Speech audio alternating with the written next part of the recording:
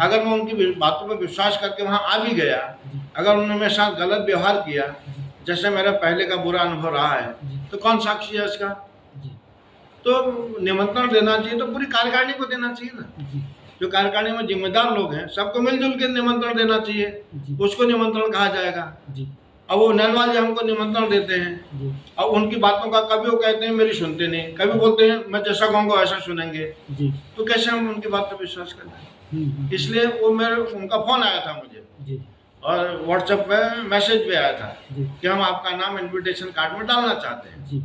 तो मैंने उनसे 2-3 सालों से कहा कि आप एक दफे सारे पदाधिकारी और 2010 में जिन लोगों ने मेरे साथ जो कमिटमेंट किया है, जो हमारी बातें हुई हैं, हम इन पर थोड़ा समय चर्चा कर लेते हैं।